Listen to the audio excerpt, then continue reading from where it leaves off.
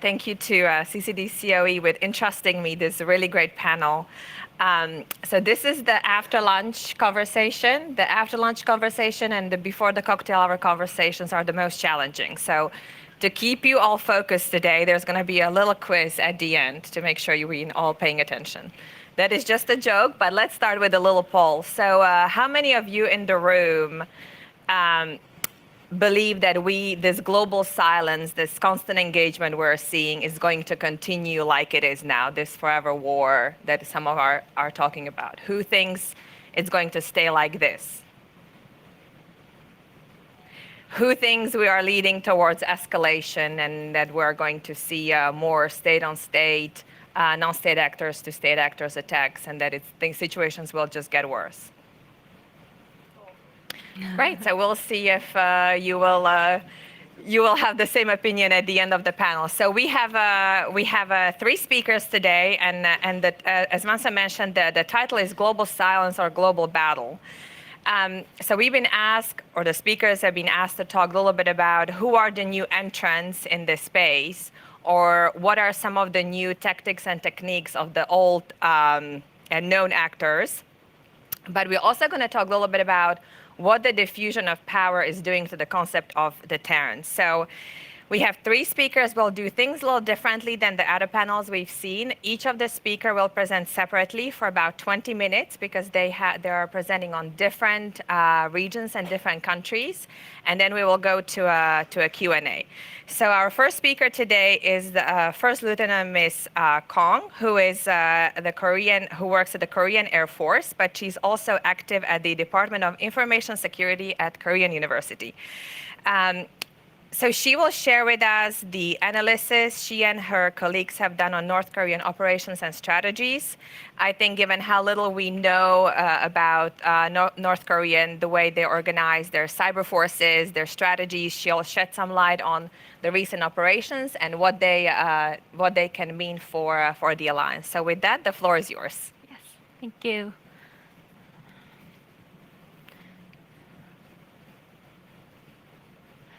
Okay, so hello. I would like to thank NATO and CCDCOE for inviting me to CyCon, and I'm truly honored to be here today. Before I start my presentation, I would like to inform that all the views, thoughts, and opinions made in my presentation do not represent the official position of Republic of Korea, nor the ROK Ministry of National Defense. And okay, so let's begin. So this is the table of contents, and I would like to start the brief introduction of North Korea's interest in cyber capabilities. So the interest of North Korea's cyber interest in the cyber warfare have predated from the beginning of the Kim Jong-un's regime, who is the current leader of North Korea right now. Kim Jong-il, the former North Korean leader, he have perceived the advantage of having networked military by monitoring the Gulf War, the Kosovo War, and the Iraq War. He have strengthened sorry, I'm too nervous. He has strengthened the importance of building the cyber capabilities by stretching out that in the electronic warfare reference guide in 2005, saying that a modern war is decided by one's conduct of electronic warfare. Thus, cyber units are my detached force and detached backup power. Based on his father's work, Kim Jong-un, the current leader of North Korea, also stressed on building the cyber capabilities in North Korea. His major is computer science and the military, so he knows the importance as well. And he have stated when he visited the cyber units of Reconnaissance General Bureau, which is the key cyber unit in North Korea in February 2013, he have stated that with intensive information and communication technology and the brave RGB with its cyber warriors, we can penetrate and any sanctions for the construction of a strong and prosperous nation. Likewise, despite of the North Korea's weak environment, the upper leadership of North Korea have put continuous interest and effort to build its cyber capabilities. In that sense, they have sent 50 to 60 elite soldiers annually to abroad to study computer science. And then when they come back to North Korea, they work as the cyber attackers in cyber units. And then, so therefore, there are estimated 6,800 estimated cyber soldiers in North Korea currently. Therefore, cyber warfare is an optimal choice for North Korea due to the following costs and effects. Cyber warfare ensures continuous effects during wartime and peacetime. And covert and low-cost cyber operations achieve various missions from the upper leadership of North Korea, and moreover, they have really limited internet dependency because of the Kim's thought that open information would harm his regime. So North Korea has nothing to, it's hard to get into their systems. So this picture is the military unit of military command structure in North Korea. And I would like to say that the shaded units are direct or possibly relevant to cyber operations. So on the above, Kim Jong-un is over there, the current leader of North Korea, and he serves as the chairman of State Affairs Commission and Supreme Commander of Korean People's Army, and also chairman of Central Military Commission of Workers' Party of Korea, which means he maintains the overall control and commands of North Korean military. I would like to, throughout this picture, I would like to mention that the cyber units that are relevant to cyber operations are divided into two groups. The first is General Staff Department, and then the second is Reconnaissance General Bureau.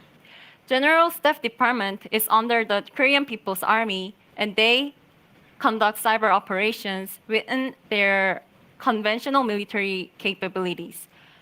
While Reconnaissance General Bureau acquires tests and reports directly to the upper leadership of the State Affairs Commission, which means the leader Kim, and then it means that the direct relation and direct reporting system shows the strategic importance of Reconnaissance General Bureau.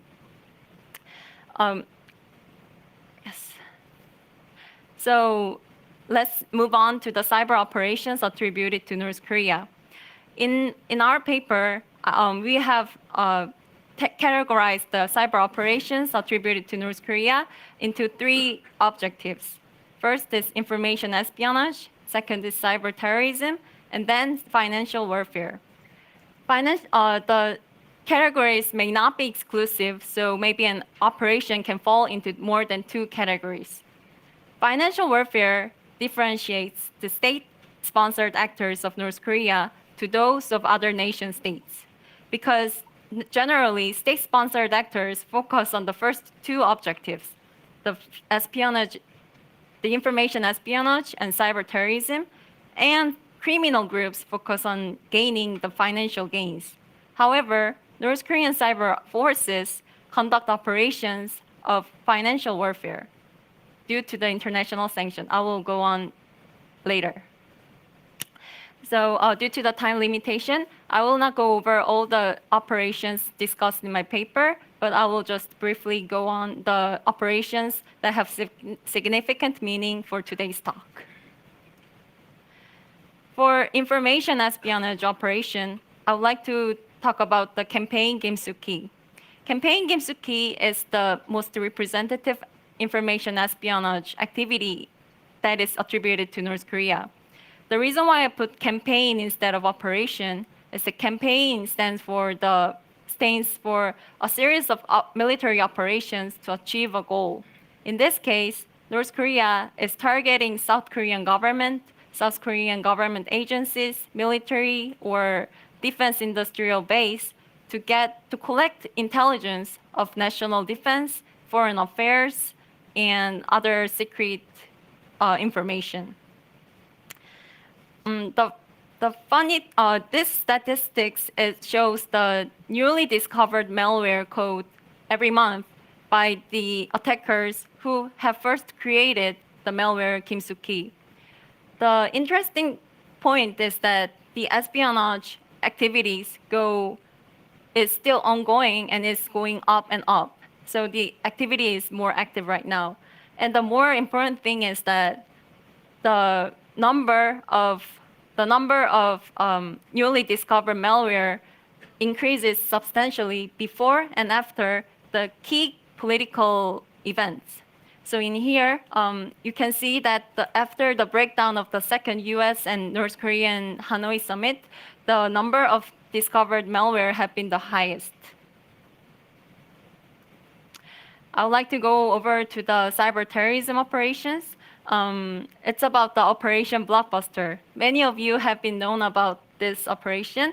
Almost on November 24th, 2014, almost half of personal computers and servers have been wiped out by a cyber attack caused by an attacker called Guardians of Peace, not the Galaxies.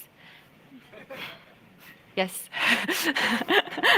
And then, the U.S. officials have announced that the operation was retributed by the upcoming Sony movie called The Interview, which has the plot of assassinating the leader Kim. At that time, President Obama has warned that the United States will launch a proportional response to the attack against Sony. Just a few days later, in North Korea, all the internet went to completely dark. I mean, offline. Whether the United States have conducted and then the internet internet went dark, and it is assumed that there was a DDoS attack that has caused the blackout.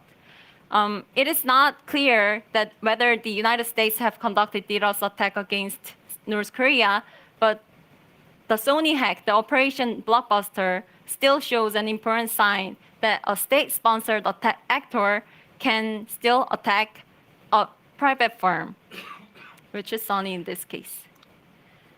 And I would like to move on to our last category, the financial warfare. International sanctions have been pushed Kim's regime to conduct operations, cyber operations to generate their income for their regime. Operation WannaCry, Bangladesh's central heist, and cryptocurrency theft exemplify the operations of financial warfare. On May 12, 2017, WannaCry ransomware have infected more than 300,000 machines, and then the widespread of WannaCry demonstrates the fact that the wormable malware is very spreading, and then it has the power to spread out by replicating itself to compromise the systems. Bangladesh central bank case happened in February 2016, and it showed the state-sponsored actor of North Korea have abused SWIFT network to SWIFT network. They have with the stolen SWIFT credentials, they made several fraudulent transactions, and one has succeeded, which made to the $81 million transaction from Bangladesh central bank to the regime. Yes. And according to the recent UN panel of experts report that was in March 2019, and it says that North Korea has amassed around $670 million in foreign and cryptocurrencies since 2016. So after going on to the cyber operations, I would like to ask then, what will be the next or current military strategy for North Korean cyber forces? I believe that they will develop their cyber operations in more strategic forms by choosing their targets with more consideration and more creativeness. Moreover, they would like to mix their tactics, techniques, and procedures, TTPs in short, with other countries to make their attribution more difficult.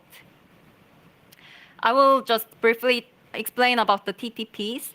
Tactics, techniques, and procedures mean the behavior or modus operandi of cyber adversaries. TTPs help to highlight the credential information in cyber operations and define attackers' attributes such as attack vectors, scenarios, and identities. This is why every cyber security analysis try to find the TTPs when they discover new malware. So how do they mix the TTPs with other countries? North Korea is mixing TTPs with other countries by sending their cyber forces to the countries. And there are two methods that they can deal with this. The first involves conducting operations based on preset coordination through diplomatic, military, and political channels. For example, there have been many continuous reports that North Korea have been sending their troops to China. And under the shadow of China conducting the operations there, North Korea can make the attribution more difficult. And moreover, when they are attributed, they can avoid the diplomatic issues because of the jurisdiction problems. In fact, the Chinese embassy in Washington, D.C. have been refused to answer the questions of whether China is supporting the North Korean cyber operations. I would like to also add another example to this method, that Iran also has the connection with North Korea. They had the technology sharing treaty since 2012, and it was focused on the cybersphere. Iran, based on the treaty, they had the the treaty acknowledged sharing cooperations on cyber experiences on cyber warfare and also their TTPs. Several security analysts have said that the Operation Shamoon, which is said to be Iran-backed case, they have found the similar similar TTPs and also the same commercially driver files that have been used in Operation Blockbuster of North Korea. The second method involves dispatching cyber forces and conducting operations without the target country's acknowledgement. According to the Recorded Future in 2018, 10 nations were identified in which North Koreans maintains an actual physical presence and virtual presence. The 10 countries include Bangladesh, Thailand, Malaysia, New Zealand, Mozambique, Kenya, and India, and China, and so on. You can look at the report if you want to know the rest of the countries. And then, yes, further information of the operations and further details about the preset coordination between North Korea and other countries are discussed in my paper. So if you want to look at them, I will be very appreciated. And thank you for listening my presentation, even though I was too nervous. And thank you very much. So thank you.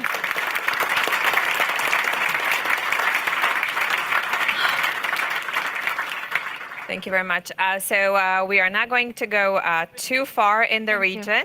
So our next speaker is Ms. Matsubara Mihoko, who is a Chief Security Strategist at NTT, which stands for Nippon Telegraph and Telephone Company. She has a great background, including private sector and in the government. She's also done a lot of thinking and writing and speaking with think tanks, academia, and she'll talk a little bit about what is the threat landscape in Asia Pacific and what the Japanese government and the private sector are doing about it. So with that, the floor is yours. Thank you. So hello. So thank you for your time, and I'm really appreciative that the NATO, CCDCOE, and Estonian teams are giving us a great opportunity and also hospitality. And thank you, Vincent, to organize this. So today I'd like to share the threats and risks happening in the Asia-Pacific region, but I also want to be optimistic, and I also want to talk about the opportunities for collaboration in Asia-Pacific. So I'd like to expand the scope of cyber risks and cyber attacks beyond North Korea. So Ji-yeon just gave us a wonderful presentation about espionage, financially motivated crimes, and destruction, such as WannaCry.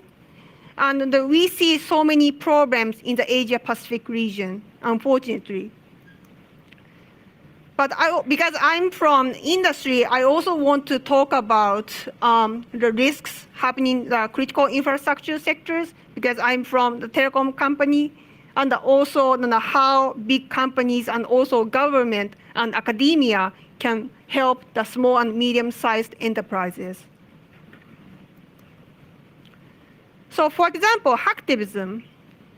So India and Pakistan have been having the geopolitical tension over Kashmir over last decades. And unfortunately, this tension also exists in cyberspace, and which started to happen around 2000, and hacktivism and website defacement occurred over Kashmir.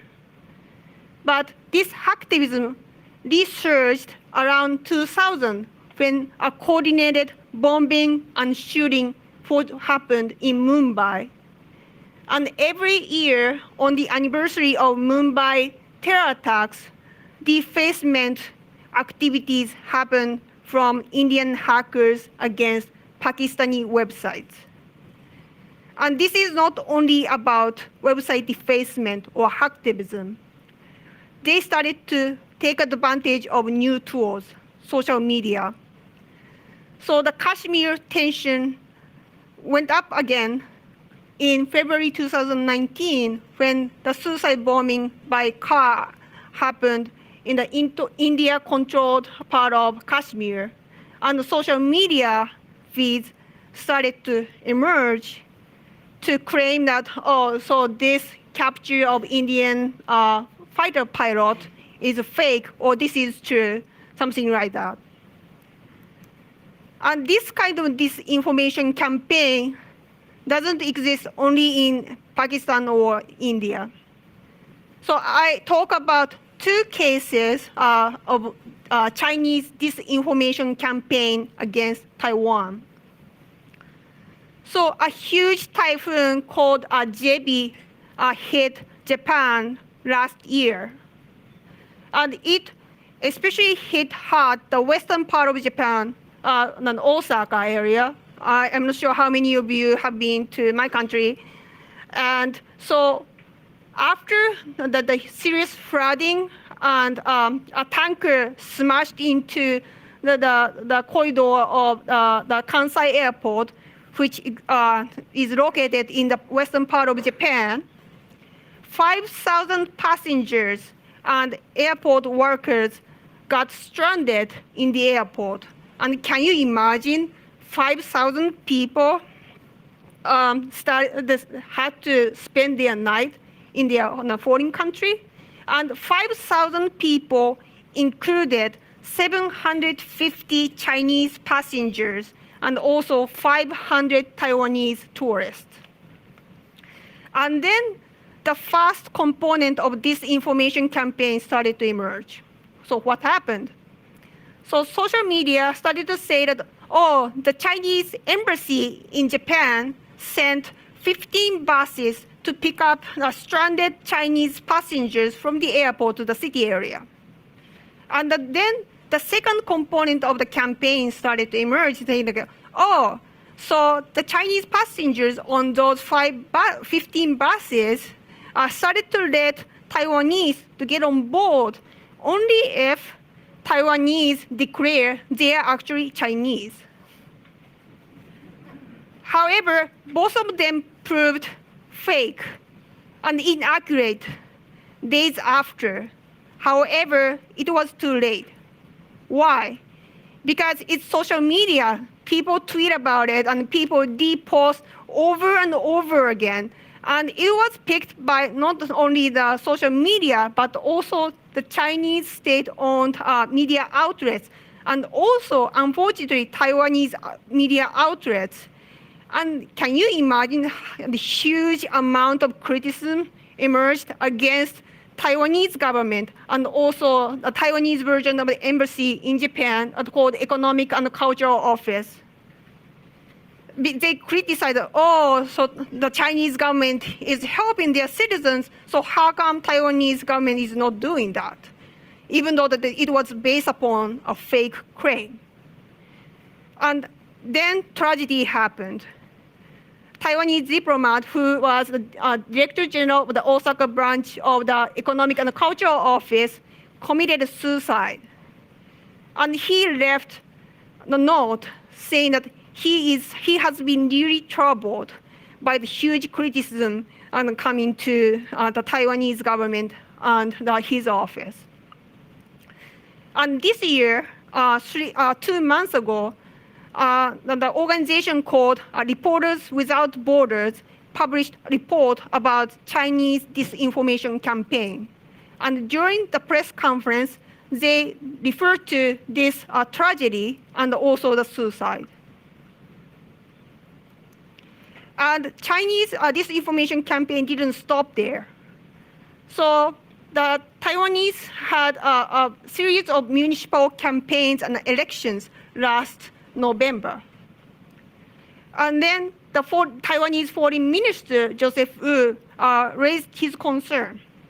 He said that, well, disinformation and election interference have been happening from the Chinese over the years and years. But it started to take a new form using the social media.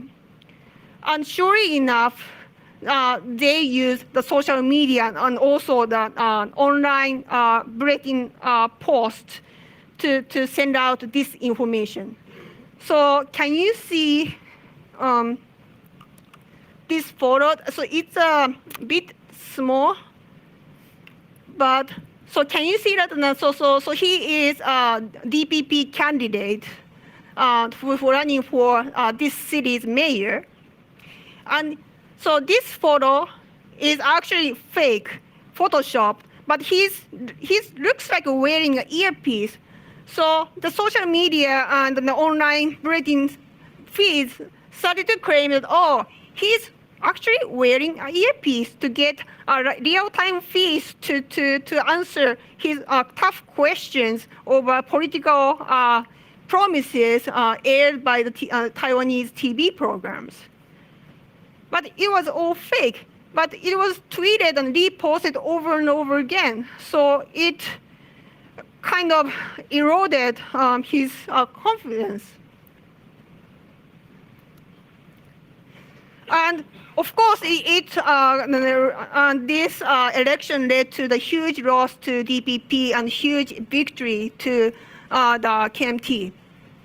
And the huge concern over this information campaign happened in Taiwan, but also in the United States. So 6 U.S. senators, 3 from Democrats and 3 from Republicans, sent an open letter to FBI Director, DNI Director, Secretary of State Pompeo, and Secretary of Treasury Mnuchin to say that, oh, So we should actually investigate and help the Taiwanese friends to address the concerns over allegations that the Chinese Communist Party interfered with the Taiwanese elections, because they are our partner. And North Korea is also another concern in the Asia-Pacific region and beyond. So as Ji-Yeon mentioned, they are working on financially motivated crimes, and also not only that, distractions to business continuity. So it's not only to the concerns to the government, but also the business, because WannaCry created so many problems and business continuity. So industry started to rethink that, especially because nowadays we have to rely on global supply chains and global partners outside the national borders. So they have to rethink and reshape the cybersecurity strategy and the deterrence and resiliency. And speaking of critical infrastructure protection, the environment we are sitting in are getting tougher and tougher. So we see so many cyber attacks. We also see more regulations and trade tensions. But despite of that, critical infrastructure companies are responsible to provide 24/7-hour services to customers, because it's the foundation of social welfare, economic growth, and national security. So that is why cybersecurity, physical security, sector-specific and also cross-sectoral and public-private partnerships are getting more important to continue to provide good services to customers. But cyber attacks are not only the headache to the critical infrastructure companies. So it can be system failures, because they happen, unfortunately, and also natural disasters, like typhoons, as I mentioned, and also flooding or earthquakes. And sometimes it is easy to distinguish, this cause coming from cyber attack or the system failure right away, and sometimes not. So in our case at NTT Corporation, we use Network Operations Center, NTT CERT, cybersecurity team, and disaster management team to work together to eliminate any potential element of cause one by one. And to do that, we also have to have a good, consistent communication, risk management, and also joint exercises, not within NTT, but also with other companies and the government. Why? Because critical infrastructure have interdependency to each other. Telecommunication depends on electricity or energy, and we also have to rely on transportation. So that is why the Japanese government has been doing a fantastic job to have an annual joint exercise, not only between the central government, but also with different critical sectors every year. And the last one happened in Tokyo last December. So this photo is from the last December's exercise, and we actually had 3,000 participants from the government and also from every sector of the 14 critical infrastructure sectors. And they tested multifaceted cyber threats, so cyber attacks to electric grid, transportation, and they also added a new element, disinformation expansion by social media. But we also have to include small and medium-sized companies into our cybersecurity or risk management discussions, because they're a fundamental part of our supply chains and economic growth and national security. However, because they are so small, they don't have enough resources, manpower, or budget. So that is why the bad guys exactly know what they should be after. So 60% and 43% of cyber attacks target small and medium-sized companies, and unfortunately, 60% of small companies attacked go out of business within 6 months. So we should do something about it. And this is really problematic, especially in the Asia-Pacific region, because 90% of the companies exist in the region are small or medium-sized companies. So, but what kind of problems actually the small and medium-sized companies have? So this is statistics taken from western part of Japan called Osaka. So according to their survey 2 years ago, the small and medium-sized companies have only $5,000 to use annually for cybersecurity. And $5,000 are not that much to spend on cybersecurity. So good news is that most of them have antivirus software, but no more than that. And most of them don't have even passwords or even encryption, so not so much data security covered for small and medium-sized companies. So what should we do with it? So both Japanese big companies and the Japanese government started to take more efforts and actions to take for small and medium-sized companies, and also for the protection of critical infrastructure. Why? Because now we have a clear deadline and a clear goal to be more successful in cybersecurity. So 6 years ago, Tokyo was selected to host the 2020 Summer Olympic and Paralympic Games. And this is a huge sports event and everybody gets excited about. But it's more than the sports, because it can be also political, it can be also diplomacy, and it's also about national security. And it showcases the technology level, including cybersecurity.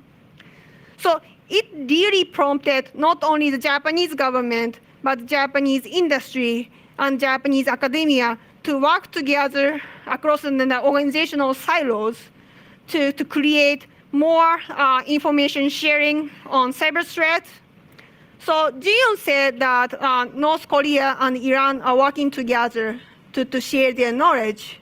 And if bad guys can do that, good people should do that to be better, because we need collective knowledge to do better in terms of cybersecurity. And Japanese major companies created a forum called a cross-sector forum to create a great ecosystem to educate, hire, train, and retain cybersecurity professionals in collaboration with Japanese government and Japanese academia. Because we need more good cybersecurity people in this field, and it's not only for Olympic Games, but also to leave a positive cybersecurity legacy for the next generations. We have more cyber exercises, joint exercises, or internal exercises to be more successful and to be better at cybersecurity. And the Japanese government is also helping the small and medium-sized companies and also IoT to be more resilient and to increase our deterrence in the cyberspace. So if we have a clear vision and clear goal and a clear deadline, we can be more successful. And you have a good case in Europe too, because Summer Olympic Games is coming up in Paris in 5 years. And also in the United States, Los Angeles is hosting the Summer Olympic Games in 2028. And actually, the Los Angeles started to form a cyber threat intelligence framework, including the small and medium-sized companies. And before this session, I was having a small chat with Clara, and she told me that her organization is making a toolkit for small and medium-sized companies' cybersecurity. So I think that this CyCon conference is a great platform because we are all from like-minded countries. We are from different sector, different company, different government, different universities or think tank, but we have the shared goal to have a better cybersecurity, not only for their own organization, but also for a team, the global teams, to be better. So I really appreciate NATO CCD COE and Vincent to give me this opportunity. Thank you. Thank you, Mihako. And also thank you for the great plug for the Global Cyber Alliance.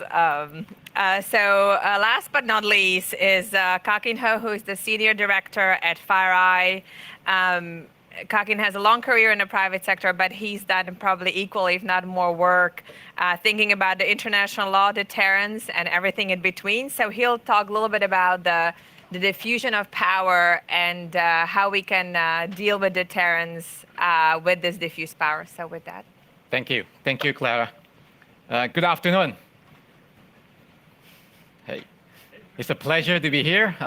It's both an honor and pleasure to be here, especially I'm the only man in the panel. Okay, we made a special exception for him. So today I'm going to be talking about the role of legitimacy in deterrence framework, right? So 10 years ago, I took some time off from my full-time job and I went to do counterterrorism research. And one of the things that I wanted to do was to look at, violence profile. Basically, I wanted to know what drives terrorist groups, right? And one of the key groups that I looked at was this group called Al-Shabaab. Al-Shabaab, if you are not familiar with them, they are based out of East Africa, so countries like Ethiopia, Somalia, and Kenya. And they are closely affiliated with Al-Qaeda. And you probably have heard of Al-Shabaab with this terrorist incident. It's basically a massacre in a mall, a shopping mall called Westgate, back in 2013. 71 people died in that incident, and more than 200 people were injured, and many of whom were critically injured. So I was actually in Nairobi a week plus after the incident, and I met people over the past 1 week who had to attend 6, 7, 8 funerals because they had a friend, they had a neighbor, they have a family who died in that particular incident. So the amount of grief, the amount of sadness, the amount of pain totally shocked me. It shook me to the core. And when it comes to violence profile, it's very hard to, ideally you want to interview terrorists. You want to get Al-Shabaab in the room with you and say, what drives you, right? And that's presumably is going to be difficult. Even if I were to be able to do that, I probably won't be here standing and talking to you about that. So what's the alternative? The alternative is really about, look at what they put out there, right? So they put out a lot of Twitter messages. So what I did was basically I took all these Twitter messages, thousands of messages, and I meticulously look into all these messages, and I basically find that you can actually group these messages, most of them, into 3 buckets, 3 main drivers. The first driver here is called legitimacy. That is to say, where do they derive legitimacy from?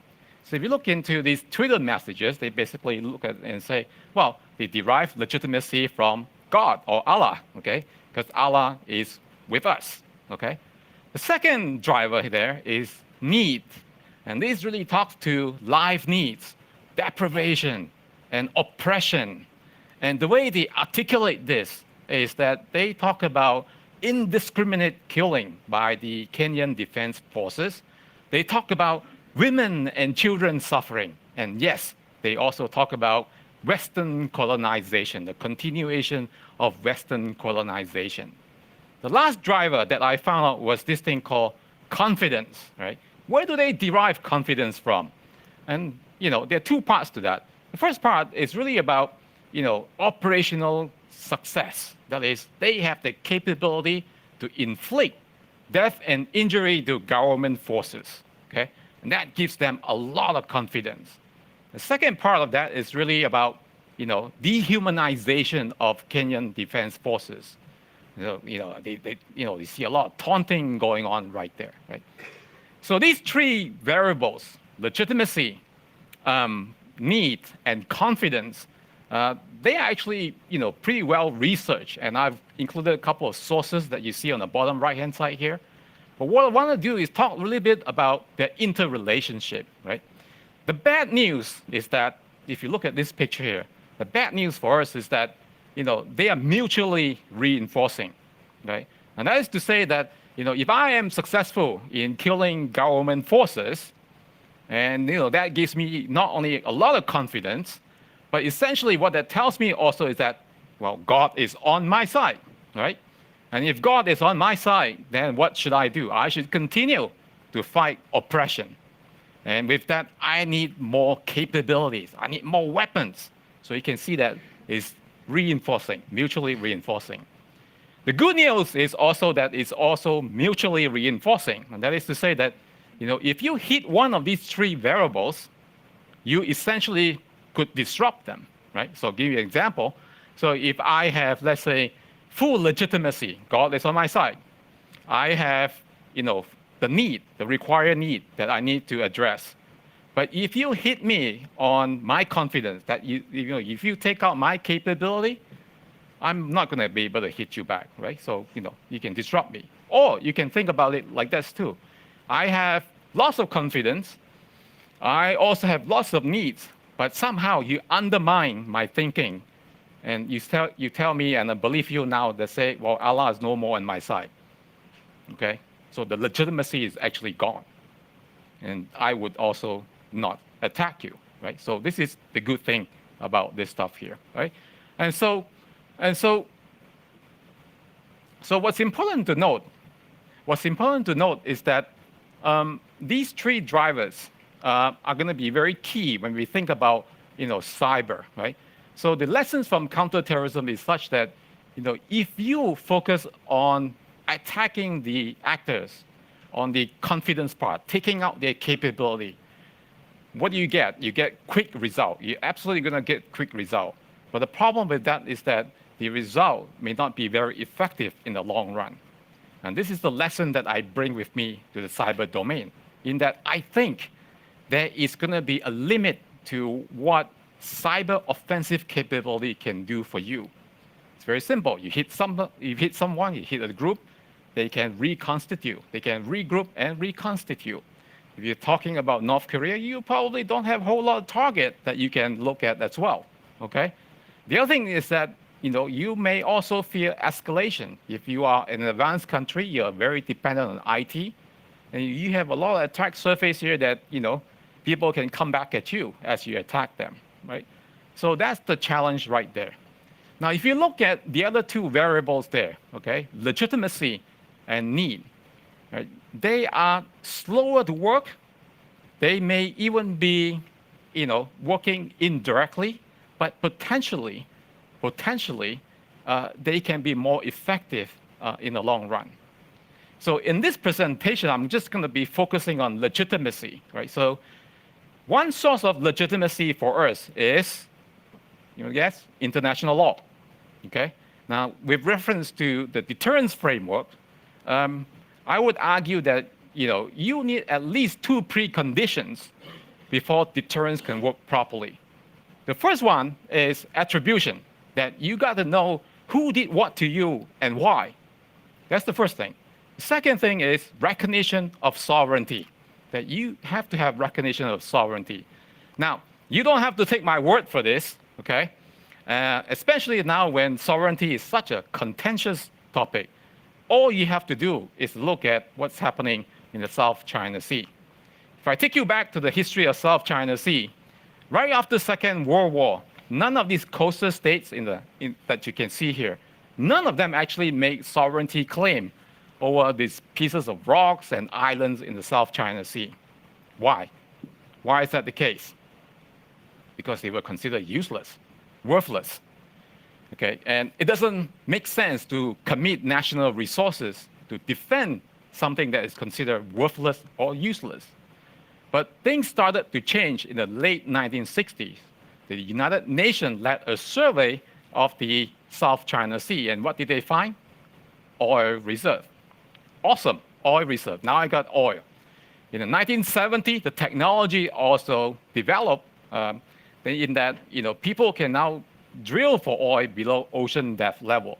That's the second thing. There's oil, I can get it. In 1973, the law also changed. UN clause came into effect, United Nations Convention on Law of the Sea, which basically allow states or coastal states to form economic zones, exclusive economic zone. So these three factors, there's oil, there's a way to get it, there's a law that allows me to build economic zone, basically made all the states here make sovereignty claim over South China Sea. By far, the most dominant player right here is China, okay? And China basically, if you can see here, called the 9-dash line, this green line that you see here, China is basically making sovereignty claim to say the entire South China Sea belongs to us, okay? In fact, what China has been doing is basically, they're conquering islands, they're building military and also civilian infrastructure right there, right? So today, this S-log or sea lines of communication called the South China Sea is of immense value. It carries 30% of the world crude oil. $3 trillion of trade goes by every year. Okay, lots of fishes there. If you like scuba diving, there's 2,000 fishes there. So I'm trying to get you to go to these places here. Okay, so food security is important, and not to mention lots of oil. So ladies and gentlemen, this combination of immense value of the South China Sea, plus lack of sovereignty recognition, basically contribute to this domain being one of the highly contested domains in the world today. Cyber is exactly like this. The reason why I say that is because sovereignty is not clear, is either not clear or deliberately made unclear. At the same time, it has a lot of value because we put so much stuff in the cyber domain, right? Lack of sovereignty plus high value, again, that's why cyber is such a highly contested domain, okay? You guys believe me? No? Yes? Okay. Awesome. Okay. Now, if you believe me, if you are with me on this one, then the next question is, well, if this is so simple, just settle the sovereignty question and we have lots of value, we have some stability, right? Jay was talking about stability. Why don't we just have sovereignty in place? Why don't we settle the question? Now, listen to a lot of arguments, and one very common argument is this thing called freedom of action of the states, right? That is, states want that freedom of action to do something. They do not want to be, burdened by some laws to be in place, right? So consider this. Last year, May 2018, the UK Attorney General basically, made a speech at the Chatham House, and he basically said that, sovereignty is not a rule. There's no such rule called sovereignty in international law. Now, if sovereignty is not a rule, then the UK can do things to other countries and there won't be any violation, right? If there's no rule, there's no violation. That's easy. So I understand that. Freedom of action, right, in the name of national security. Right? So if you look at where they're going with this, is that, going back to that circle that you see there, what are they prioritizing? They're prioritizing about what? Hitting the capability of the adversary, taking their confidence level. But I would argue, while that is true, they are doing so at the expense of what? Legitimacy, right? Because in international law, there's such a thing called sovereign equality. That is, as you can do stuff to other people, so can other people do stuff back to you, right? Now, interesting enough, 5 months after he made that speech, the UK NCSC, National Cyber Security Center, basically put out an article right here that says Well, reckless campaign of cyber attacks by Russian military intelligence. So you read that article, it basically outlined all the cases that the UK said this is attributed to the Russian military intelligence. And I especially want to draw your attention to the writing on the right-hand side there that says the GRU did all this, and this attack has been conducted in violation of international law. So I looked at this and I say, okay, let's look at all the cases there, and it says violation of international law. The question then becomes, which rule? Which rule are we talking about here? And I'm guessing, and of course it's not being outlined in this particular article, I'm guessing it's the sovereignty rule. But hold on, your Attorney General just said the rule does not exist. If your Attorney General said the rule does not exist, how can you say the Russians are violating international law? If I was a Russian, I'd say, you must be joking. You say there was no rule. And how can I now be violating the sovereignty of UK?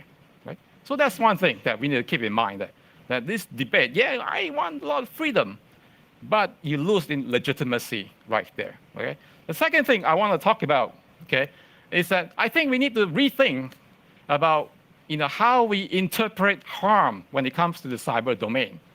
Now, the language that we always use when we talk about harm is this thing called injury and death to individual and destruction to property. Now, it makes sense if you are thinking about weapons like kinetic weapons, chemical weapons, and biological weapons, because these weapons have violent consequences. Right? If you throw cyber to the mix there, well, cyber has both violent consequences and non-violent consequences right there, okay? So what that means is that for cyber operations that are potentially below that use of force threshold, you are potentially going to be looking at more harm than you originally thought about, okay? And take for example, with the aid of cyber tools and artificial intelligence that knows you more than you know yourself. Okay? Foreign adversaries can steer election outcome, undermining democratic institutions and undermining core democracy values. How much harm is that? It's non-violent, but how much harm is that? Okay? So we got to think about that. Now, I'm sure all of you here would have a few examples that you can think about, okay, when it comes to this here, right? This below use of force here, right? Now, immediately, how do you drive consensus, right? Like this, right? This is not what we're used to, but how do you drive consensus? It's going to be very, very hard. This is why I think, going forward, states will have to look at, very narrow field. For example, like finance, where people can agree upon, right? So if you look at what the Carnegie Endowment for International Peace has done, is that they are basically urging G20 countries to refrain from manipulating of financial data. How many of you are familiar with this work here? Okay, that's great, okay? So this is very, very important. That is, you gotta work somewhere. You gotta work somewhere and say, how do I get stability into the system, okay? The last point I want to make, and you probably remember what I just said early on. That is, the two preconditions, okay, to deterrence, a proper deterrence framework is one is sovereignty, the other one is called attribution. Attribution is key. Why? Because you got to know who did what to you and why. Okay, so with attribution, you got to have strong intelligence capability. There's no question about that. Strong intelligence capability. Now, I come from a private sector. I'm from FireEye.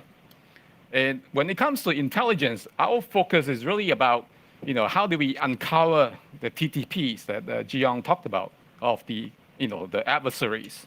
We're very, very focused on TTPs. When it comes to attribution, then we are good at just attributing to, let's say, a group like APT10, APT28. Not necessarily, this is job that Putin did this, Xi Jinping did this, okay? But, attribution to the group level, basically, okay? And we feel that we have the breadth of coverage out there because right now we are probably tracking about 1,200 different threat groups out there. Now, I doubt any government will track 10 or 20% of what we track in terms of the threat groups out there. But where the government lacks in breadth, they make it up in depth. And the reason I say that is that government has tools to go deep into a threat actors organization, and they're the ones who have all the tools of national power to say, hey, who's behind this thing here, right? So who did what to us? Okay, you got to have the private sector and the government basically combine forces because you have this depth and breadth that you can take into consideration. So with that, ladies and gentlemen, I'd like to close. I look forward to discussion later on. Thank you all.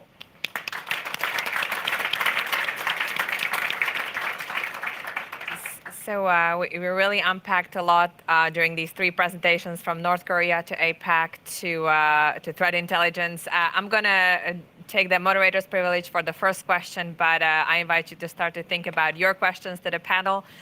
So I just want to go back to North Korea and the first presentation. And really, you described in your paper and in your presentations all these North Korean TTPs, mixing TTPs with other countries, operative launching attacks from third countries with or without their knowledge. Can you share a little bit about how the Republic of Korea thinks about countering some of it, and what are some of the lessons learned for NATO and the transatlantic space from, how to really deal with an adversary who does all this? Okay. That's very interesting questions since there are lot to answer. First, I would like to mention that the lessons learned from overseeing the cyber operations conducted by North Korea is that they are developing and still developing their offensive cyber capabilities and developing their technical development to circumvent the international sanctions. And as long as they are mixing the TTPs with other countries, a targeted country has to prepare and counteract cooperating countries. So it means that it will be greater threat for the targeted country. And as Republic of Korea, which has been attacked by attacked by North Korea for several times in the past history, and still getting attacks from North Korea, is trying to build the global cooperations with intelligence agencies to cooperate and share information. And I wish that will go more active and then to the broader means of sharing systems. And then, yes. Thank you. Are there any questions from the audience? Jay Healy?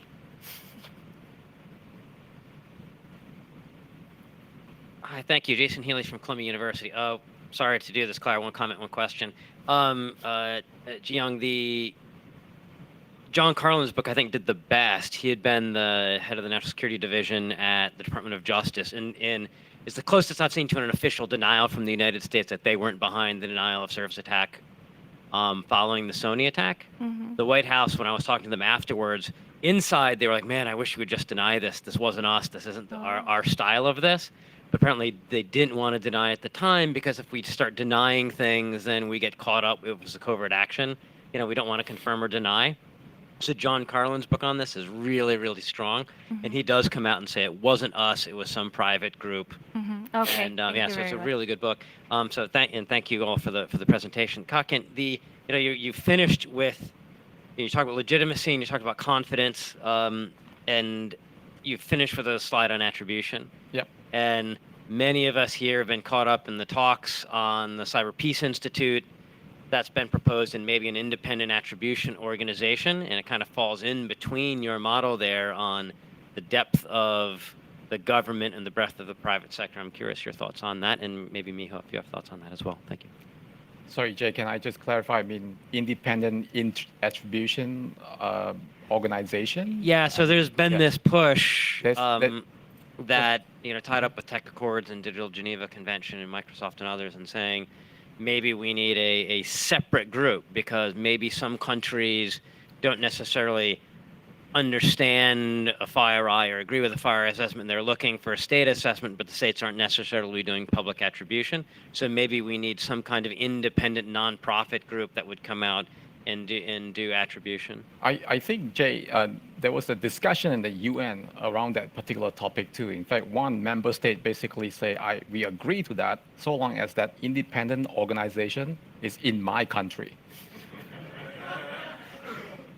So I think it's going to be very hard to get consensus around this in terms of, who do you trust? I mean, I know of that incident, so I think it's going to be hard. I mean, if you just get my thoughts on that, there's going to be ideological differences between countries. So that's why this country say, yeah, I like it, so long as it's my country. Yeah. So, yeah. Oh, me too. Oh, so thank you for your question. So when you say about an attribution, are you talking about public attribution or more private attribution? Public attribution. So public attribution is important for states or government to make a response to cyber attacks like legal indictment, name and shaming, financial sanctions, or even the military response. To do that, you have to have an accurate attribution. But from industry perspective, I don't think that public attribution is necessary for having a good deterrence or good cyber defense. Because if you have a good cyber hygiene or good understanding of cybersecurity or solutions, then you're going to have a better chance to protect yourself from cyber attacks, or at least you minimize the chance of the expansion of the infection. So for example, I talked about the issues surrounding the small and medium-sized companies, and they don't have budget or people to do that, and they only need a small solution at a reasonable price or best practices to how to make it better, and you don't need attribution to make it happen. Other questions? Maybe right in the back. Thank you. Tina Park from the NATO Defense College. I wonder if our two speakers could comment about future prospects for collaboration. Republic of Korea and Japan are both partner countries for the alliance, and our moderator sort of hinted at this prospect earlier. And I wondered if you see any room for greater collaboration on the cyber domain moving forward, and if so, in what capacity? Because both of you did a very good job of highlighting multifaceted nature of cyber capabilities from North Korea, as well as other threats in the Asia-Pacific region. So when we look at the future of the alliance as we reflect upon the 70th anniversary this year, where do you see actual tangible collaboration taking place? You mean cooperation between NATO. Japan and NATO? So I think it was earlier today, before the Mr. Sonoura gave his presentation about Japanese cyber deterrence and the cyber defense strategy, that NATO CCD COE mentioned that the growing cooperation between Japan and NATO and also Estonia about cybersecurity. And I think it's great, because if you limit it to yourself, if you close yourself from outside knowledge about because individually we can have only limited knowledge and the only limited visibility of cyber environment, cyber threats, and solutions or technologies. But if we can work together, and especially Estonia has a unique history of cybersecurity, and NATO already have the collective knowledge of cyber defense and cybersecurity. So I really appreciate that to hear that Japan is increasing the collaboration on cybersecurity with NATO and also Estonia. Okay. Since Republic of Korea is have not joined the CCD COE yet, in my opinion, I expect South Korea to join the CCD COE soon. And then I would like to mention a brief past case to talk about the collaboration among other countries for South Korea. In 2018, the Pyeongchang Winter Olympic, during the opening ceremony, there was a network failure caused by an anonymous group, which is attributed to countries that are not defined yet. However, to prepare the incident, like South Korean government had collaborated with other intelligence agencies from the United States or England or other countries, and then they have collaborated to rebuild or restore when the network goes down. So when the network went into the failure at the opening ceremony, they worked in the collaborated movements to rework it in 12 hours. So after the incident, Korean government realized about the importance of like collaborating with each other. So I have heard that there are still movements to join the international organizations to collaborate more actively. Thank you.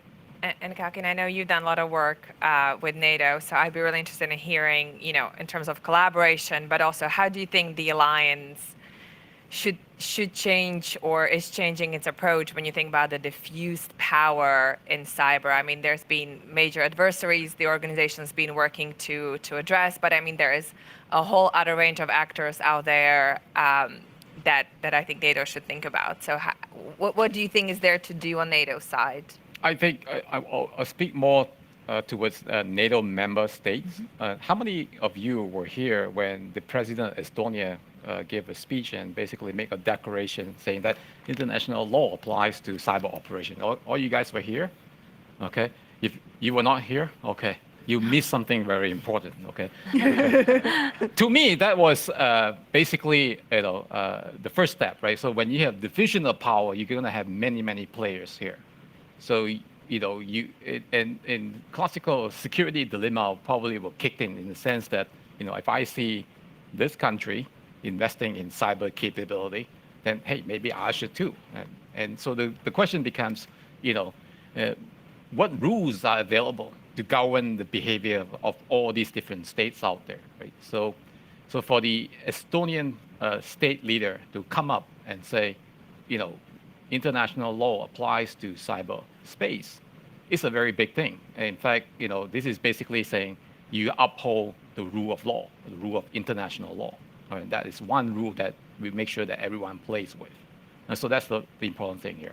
The second thing I'd like to mention there is really about stability, right? So you saw that picture, the graph that I mentioned, okay? And I also, really like what Jay was saying yesterday about, we should do everything we can, okay? So that we don't come to this use of force threshold there. We try to keep things really stable there. So I would encourage different countries' leaders to do exactly what the Estonian leader has just done.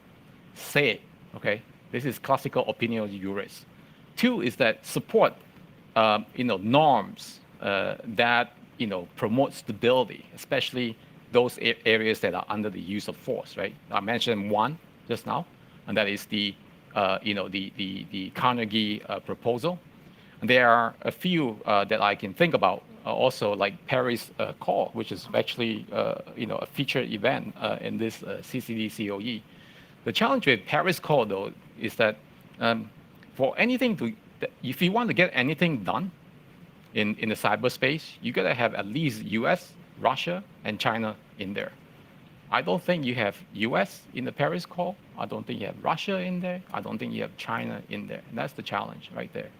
So the financial proposal by Carnegie, I am sure, because of the security interdependency in the financial world, I'm sure the Chinese will agree that this is important. The Russians will agree. The Americans will agree on that too. So I think you need to have major powers buy in as well. Thank you. Yeah. Can I add one thing? Yeah. You have to. Go ahead, Mia. Sorry. I forgot to mention that how Japan can contribute to the collaboration with NATO. So Japan has a really unique experiences caused by natural disasters and cyber attacks. And Japan faces lots of different types of natural disasters, flooding, earthquakes, and typhoons. So Japan has a huge amount of knowledge and expertise to how to react and how to respond to risks caused by the combination of natural disasters and cyber attacks.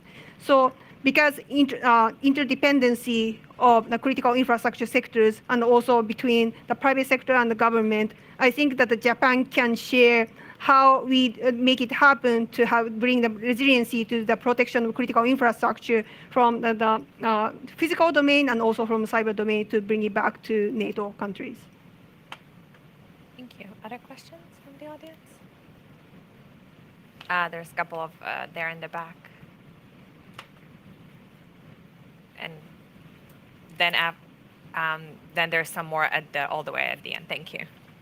So this is also a collaboration question, but perhaps a little touchier. There was a lot of talk about China and its growing influence in the region. Yep. And I was wondering how firm the dividing line between China and Japan and South Korea has become, and if there's any areas for cooperation in cyberspace between participants in the region, or if it's really an us-them dichotomy at this point.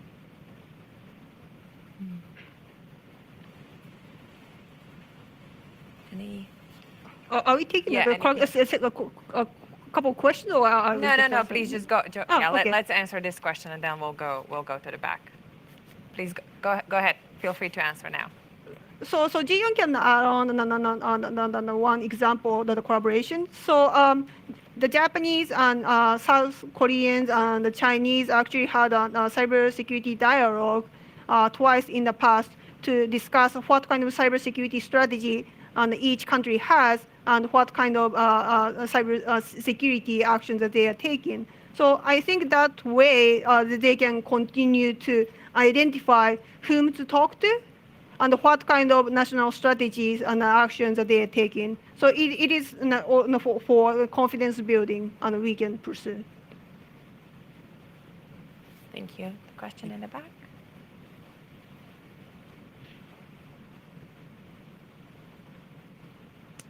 Hi, I had a question more geared towards Mr. Ho and First Lieutenant Kong. What would you say to the idea that countries like North Korea and non-state actors like terrorist groups get their confidence and legitimacy almost boost by getting exposed by media outlets on different television networks? So I guess the question is, we're kind of helping the legitimacy about talking publicly about what these actors are doing. Oh, absolutely. I mean, if you look at terrorist group has been using the media to promote their cause, right? So one thing that they do, terrorist job is to create terror, right? So if they can create terror in the population, and they can also show that the government is actually powerless, right? They are powerless to stop them. It's going to boost their confidence level, right? The legitimacy part is not usually done with media, I think. Is usually looking at, terrorist group, they derive legitimacy from, some higher being, right? In this case, God, right there, right? So it's always God who is, sanctioning what they do right there. Now, speaking of General Petraeus, talk about a terrorist called Anwar al-Awlaki yesterday. And I thought that was a really interesting discussion because this man, he's actually, he's actually worth more dead than he's actually alive. And the reason it has to do with legitimacy right there. Right? So if you look at Anwar al-Awlaki, and he's this Yemeni American, cleric, which is associated with AQAP or Al-Qaeda in the Arabian Peninsula. And General Petraeus talked about, he was actually killed in a drone incident with the editor of the Inspire magazine. AQAP had a magazine called Inspire. The guy who got killed is called Samir Khan, right? That's his editor right there. And I think Al-Awlaki's son was also in the same car, and they all three died in that incident. So he has been preaching a lot, and you can see that before he got killed, he basically inspired maybe 2 or 3 incidents. But after he was dead, and people keep on uploading stuff, his sermon on YouTube, and that basically went on to inspire many more terrorist incidents, right? So the San Bernardino incident, the Boston Marathon incident. So sometimes so what the United States did was prioritizing what they want to capture the terrorists, right? They want to hit them on the capability, the confidence level. What is that? How has that done? That has at the expense of what? Legitimacy. That guy, became even more legitimate. He went on after he was dead to inspire many more terrorist incidents. So I think we have to be very careful about this. It's probably a lot easier to try to undermine his legitimacy instead of just, shooting him in the head or drop a bomb on his head. Would you like to add anything? Yeah, I just like to add that North Korea, it's hard to get them into abide by the international norms. So even though U.S. officials have been accused North Korea for their cyber attacks, they have been publicly denied, but no more actions, no more like publicly saying about their attributions. Other questions? So I'm going to again use my moderator privilege because we really wanted to talk about some of the deterrence issues and some things we talked very little about deterrence today and how the diffusion power impacts deterrence. So I'd like to hear your opinions on how are the changing strategies in your respective countries with respect to this diffusion power. So Japan has published a new defense strategy. I'd like to hear a little bit about the South Korean defense strategy and how they are reacting to the changes we're seeing in the threat landscape. Yeah. Want to start? Yeah, sure. Okay. South Korea it's realizing the importance of cyber security and intelligence, of course, and it's trying to get more active on the cyber cooperations. But I think it needs to be more. The government needs to state more stronger organization to put up first, and then reach other intelligence agencies to cooperate and then share information more and then stuff like that.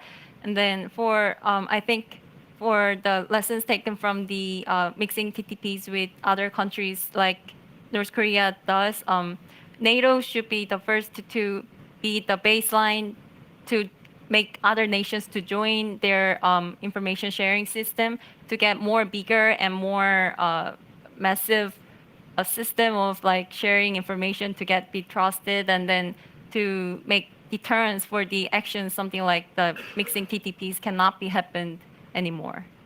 Even when they are attributed, we can counteract with more strong intelligence with the sharing information. So Japan not only to have a successful Tokyo Summer Olympic Games and Paralympic Games in 2020, but also to play important role in the international cybersecurity community. So the Japanese government and also Japanese industry are taking important steps. So, for example, the Japanese Ministry of Defense and Self-Defense Forces issued a new national defense guidelines program in the last years to specifically mention the cross-sector, cross-domain of security and importance of cybersecurity.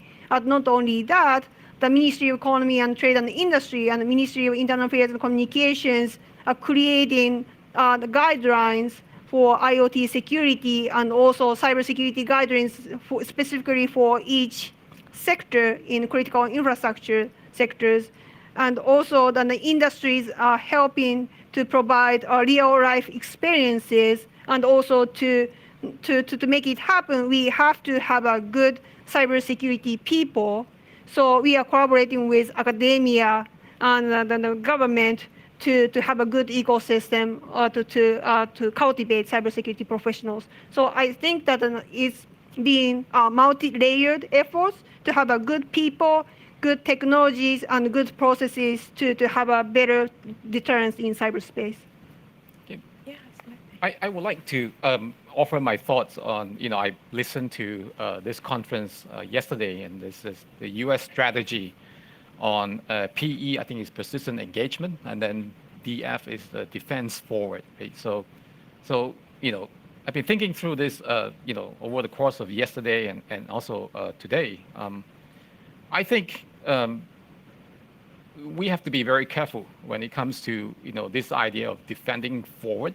Okay, I hope the United States do not do so by, let's say, removing that sovereignty rule, right? The violation of sovereignty rule, because I think it has really bad consequences if they did that, right? So now it may sound like a really great idea that the United States can say, okay, this ISIS group, let's say there's no rule called sovereignty in place. Okay, these ISIS guys, they have cyber assets in different parts of the world. We can go in there and we can just take them out. Okay, it could mean damage their stuff, blow things up, whatever, right? And that may sound like a really great thing until China comes in and say, hey, we also have terrorists that we like to address too. We have dissidents from the Xinjiang province. We have got pro-democracy people in Taiwan, and they have cyber assets in the U.S. And then Indonesia comes along and say, hey, we have a terrorist group called Jemaah Islamiyah that we like to take out, and they have cyber assets in the United States too. And both Indonesia and China say, hey, if the U.S. can do defend forward, we should also do defend forward. And they said, well, let's defend forward and break stuff in the United States. And so when you don't have a rule like that in place, it's going to lead to very bad consequences, because in the world of diffusion of power, where not the U.S. can just do that, the Chinese can do that, the Indonesians can do that, then we're going to have a big problem going forward. Right? So this is, I think we have to be very clear. Now, of course, the question then becomes, if you had a rule called sovereignty, is that an absolute rule? Does that mean you cannot do anything at all? And that's entirely not true, right? So if anyone is reading the Tallinn manual, you should refer to rule number 4. Okay, rule number 4 talks about the sovereignty issue and how do we dissect what you can or you cannot do within the sovereignty rule, right? So I would urge you to look into 4, and really the discussion going forward is going to be states thinking, okay, we have the rule in place, we need to come into an agreement as to what is permissible and what is not permissible. Okay, and so I think that is super important going forward. Thank you. Yeah. Any last questions or comments? Well, then on this very high note, thank you also for making. Oh, sorry, there's someone in the back. Apologies. Sorry, I promise it's going to be quick. Lise Vihol with Cyberlaw International. I have a question for Ka-Kin and for Ms. Matsubara.